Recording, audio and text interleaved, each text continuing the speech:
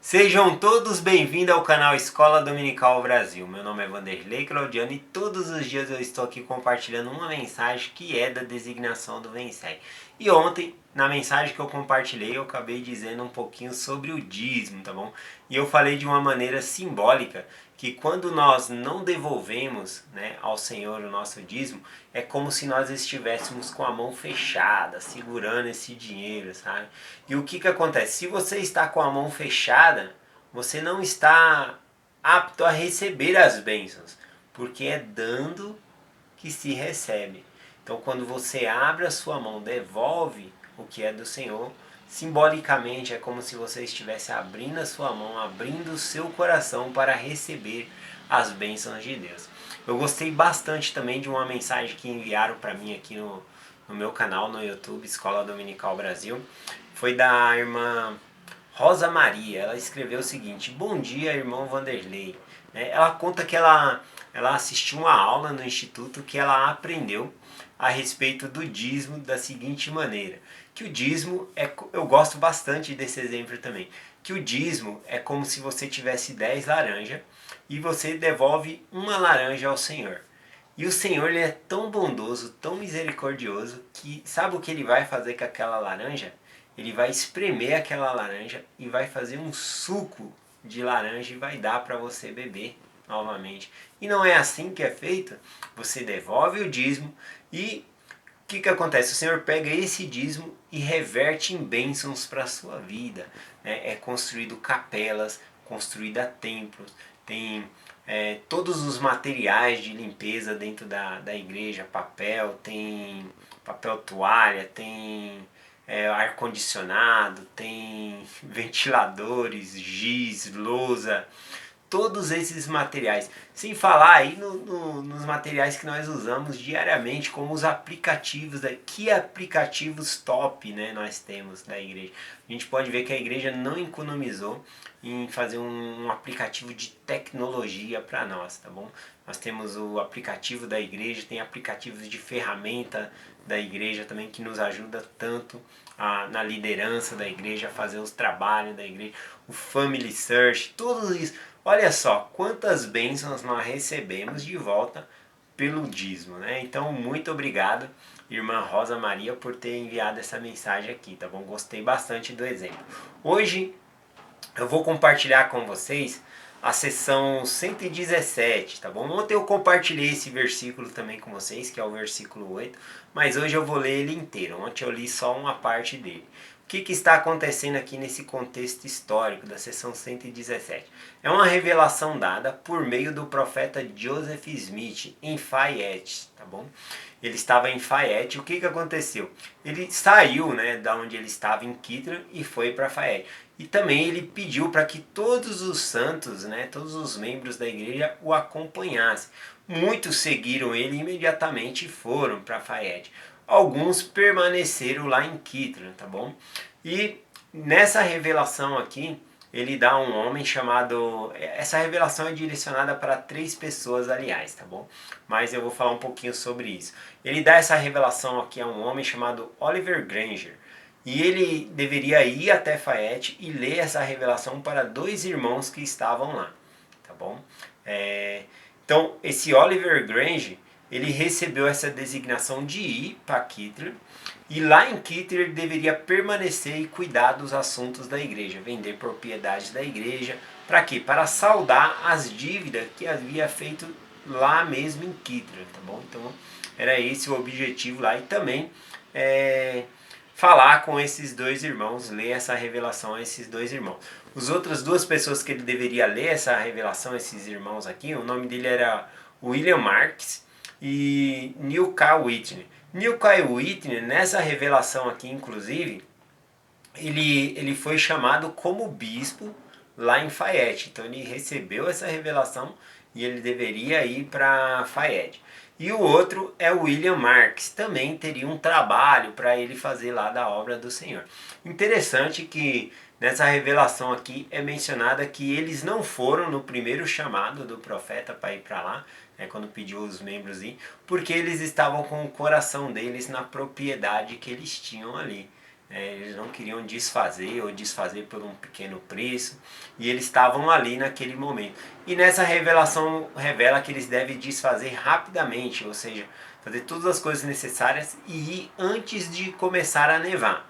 Bom, então o Senhor dá um tempo ali para eles ainda resolver algumas coisas ali em Kitra e ir para lá.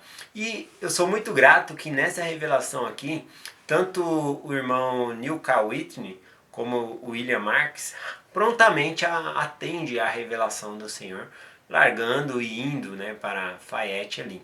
Tá bom? Mas eu gostei bastante do versículo 8, que foi direcionado a esses dois irmãos. Vou compartilhar com vocês. Diz assim, ó: não há lugar suficiente nas montanhas de Adão e de Amã, nas planícies de Sinéia, ou seja, na terra onde Adão habitou, de modo que cobiçais aquilo que é apenas uma gota e negligenciais assuntos de maior importância. Portanto, subi à terra de meu povo, ou seja, Sião. Era para eles ir lá para onde é Sião, onde o povo do Senhor estava reunido. E nessa ocasião era em Fayette lá. Então, duas palavras me chamaram muita atenção aqui, tá bom? Quando ele diz apenas uma gota e quando ele diz também não há lugar suficiente, tá bom? Vamos lá sobre o que está falando aqui, ó. Quando ele diz aqui no começo do versículo, não há lugar suficiente nas montanhas de Adão ou de Amã, ou seja, olha, tem um lugar magnífico para vocês, tá bom? Que vocês devem ir. E a outra palavra, e vocês estão cobiçando apenas uma gota. A gota que era simbolizando aquela propriedade que eles tinham. O que era aquilo comparado às bênçãos da eternidade? Né? Que lugar é esse, Adão de Amã? Foi revelado que era lá em Springville. Eu vou voltar nessa revelação aqui outro dia. Espero que essa semana aqui eu possa compartilhar um pouquinho mais profundo sobre Adão e Amã. Porque aqui, simbolicamente, quando o Senhor fala aqui, não há lugar suficiente em Adão e Amã, o que significa Adão ou Amã, tá bom? Não tradução, mas a palavra Adão e Amã significa lugar onde Adão habitou, tá bom? Então era o lugar onde Adão habita. E nós já estudamos em revelações passadas que vai ser neste lugar em que Adão vai reunir a sua posteridade, tá bom? E vai reunir ali os profetas de cada dispensação. E o próprio Salvador Jesus Cristo ele vai aparecer entre esse povo e ele vai conferir chaves para que eles possam dirigir o trabalho aqui na terra. Também já estudei sobre isso e compartilhei com vocês em tempo passado, de que neste lugar vai haver uma reunião sacramental na qual o próprio Salvador Jesus Cristo ele vai ministrar o sacramento a todos que estão lá. E aqui nessa revelação nós podemos observar que tanto Neil K. Whitney como William Marks, esse convite é estendido a eles, né? Dizendo assim, a própria revelação diz assim, não há lugar suficiente em Adão de Amã para vocês, né? E até para nós, né? Guardando os mandamentos, a gente pode também estar lá e participar dessa ceia do Senhor. Tá bom? Vai ser fantástico. Temos que guardar os mandamentos, ficar atento ao chamado do Senhor. Quando ele chamar, nós temos que obedecer. Tá bom? Então eu achei bem interessante essa parte aqui.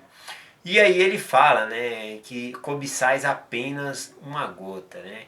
O que é uma gota comparada a um oceano?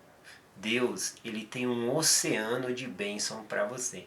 E às vezes você fica aí retendo, né, uma gota de, de bens materiais na sua mão, ao invés de você abrir, né, devolver ao Senhor e receber assim um oceano de bênçãos que ele tem para a nossa vida. E esse oceano de bênçãos são bênçãos da eternidade. Eu separei algumas escrituras aqui para compartilhar com vocês. Bom, a primeira é 2 Samuel, capítulo 12, versículo 8. Na ocasião ali em que Deus diz, né, para Davi, né, por meio do profeta ali, ele fala: olha, eu te dei a casa de Judá para você reinar. Ele fez de Davi rei. Eu também te dei a casa de Israel, né? Davi ele reuniu todas as tribos de Israel com um único rei. Ele era o rei de toda Israel ali. Deus deu tudo para ele. Tá bom? E aí no versículo 8, né, o Senhor diz assim: e se isto é pouco, mais e mais te acrescentaria tais e tais coisas, né? Se isso fosse pouco, eu te daria mais e mais, Davi. E o que aconteceu? Davi, mesmo tendo todas essas bênçãos, ele foi lá e buscou coisas terrenas, né? Ele buscou coisas fora do convênio do Senhor, acabou quebrando a lei da castidade ali, engravidando uma mulher, para ocultar, né, essa gravidez da mulher ali.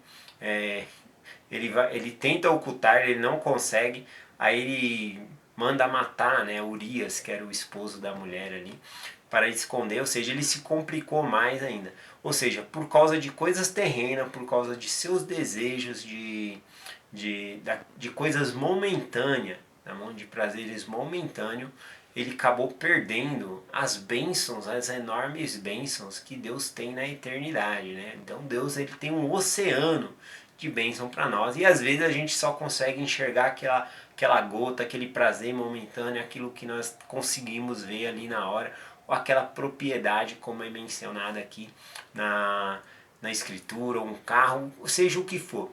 Qualquer coisa que tenha nessa terra aqui é apenas uma gota comparada a um oceano de bênçãos que Deus ele tem para nós. Outra escritura que eu separei é que nós não devemos trocar as coisas da eternidade por coisas terrenas, tá bom?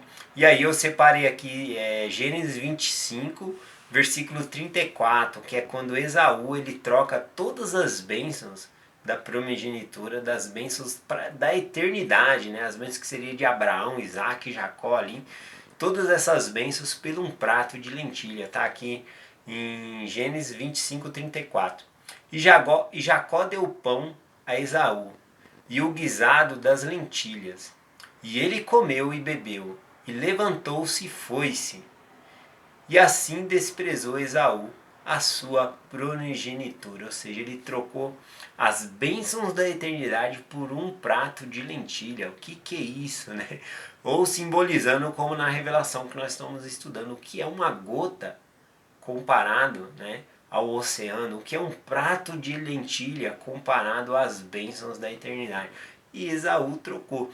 E nós, né, às vezes não se damos conta, mas nós acabamos trocando também. Quando nós fica ali retendo aquilo que não é nosso, a gente está trocando sim uma gota, né, por um oceano. Continuando aqui, a respeito dessas palavras, eu gostei aqui do que o presidente Nelson falou. Ele disse assim, ó: na verdade, estamos aqui para nos qualificarmos dia após dia para as posições que nosso Pai espera que alcancemos no porvir. Por que um homem desprezaria os seus dias, acomodando-se com o guisado de lentilhas de Esaú, sendo que ele foi comissionado com a possibilidade de receber todas as bênçãos de Abraão? Rogo com preeminência que cada um de nós que vivamos à altura de nossos privilégios. Então ele fala, né, como uma pessoa pode trocar, né, por um prato de lentilha todas as bênçãos, né, que Deus prometeu a Abraão, toda a eternidade, né, na presença do Senhor. Hein? Então não tem como comparar isso. Então é essa mensagem que eu quero compartilhar com vocês hoje, tá bom? Que nós possamos escolher sempre as coisas da eternidade e não ficar se apegando tanto às coisas terrenas, tá bom? Que possamos abrir mão, né, das coisas terrenas pelas coisas da eternidade, que vai ter um valor maior. Inclusive as coisas terrenas nós não vamos levar conosco. Então que nós possamos amar mais a Deus do que ao dinheiro, né? Porque simbolicamente quando eu não devolvo o dízimo, é como se eu estivesse retendo as coisas terrenas, uma gota, né, por um oceano. Eu deixo de perder um oceano. O Senhor, ele tem um oceano de bênção para nós, tá bom? E ele troca por uma gota, né? Ou seja, o que é um dízimo, né? O que é uma coisa terrena por todas essas bênçãos na eternidade. Né? Então, simbolicamente, eu poderia dizer da seguinte maneira, né?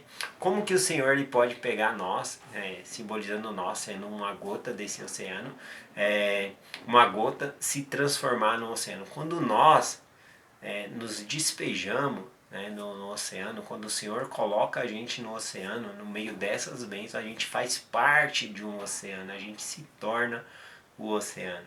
Ou seja, o nosso sacrifício muitas vezes é apenas uma gota, uma partícula do que o Senhor lhe pede de nós. E em troca dessa gota, sim, Ele está nos dando um oceano de bênçãos. Ele compartilha tudo o que Ele tem, tudo o que o Pai tem, né, vai ser nosso, vai ser comum acordo, né, seremos cordeiro com Cristo. São essas bênçãos que Ele promete para nós. Eu deixo essa mensagem com vocês, que nós não troquemos um prato de lentilha, tá bom? Pelas bênçãos da eternidade, seja o que simbolizar esse prato de lentilha na sua vida, que nós não troquemos uma gota, tá bom? Por um oceano de bênçãos que Deus ele tem para nós. Eu deixo essa mensagem com vocês em nome de Jesus Cristo. Amém. Até amanhã.